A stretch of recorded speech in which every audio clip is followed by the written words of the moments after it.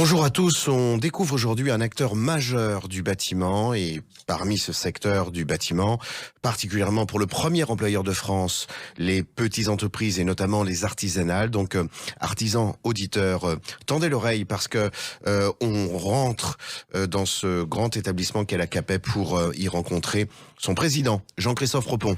Jean-Christophe Repon, bonjour. Bonjour.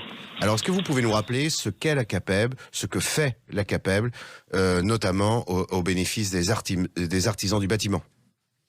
Nous sommes une organisation patronale syndicale qui défend l'intérêt en fait de la TPE, de l'artisanat du bâtiment. Et nous sommes en France la première organisation en nombre d'artisans adhérents, donc plus de 61 000 artisans qui maillent le territoire. Et nous portons leur parole auprès des gouvernants et des lois pour que la TPE, qui est une entreprise à part dans le secteur du bâtiment, puisse continuer à être indépendante et autonome et vivre de sa compétence sur l'ensemble du territoire et relever également les défis de la société.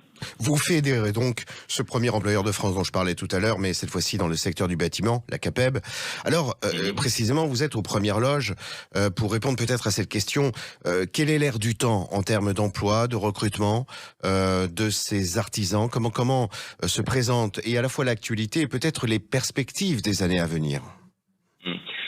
Sur l'année 2023, il est encore un peu tôt pour se positionner, mais on avait fait un bilan 2022 qui était sur une début d'année 2022 très très favorable à l'activité pour finir à 1% d'activité. Et donc nous avions fait des hypothèses pour 2023 entre une activité entre moins 0,5 et plus 0,5, donc correct mais pas euphorique. Et nous sommes très vigilants justement sur les difficultés de hausse d'énergie et actuellement la relation difficile à la réforme des retraites et qui vient un peu contraindre et crisper le pays. Et donc nous avons des difficultés à nous projeter sur un avenir proche. Sur un avenir plus lointain, on sait que les ambitions de la France et sur la rénovation énergétique notamment, mais pas que, et sur le maintien à domicile, va donner des perspectives d'activité pour l'ensemble des artisans et même pour la création d'entreprises. Donc on a une année 2023 qui va être très regardée mois par mois puisqu'on a du mal à se projeter.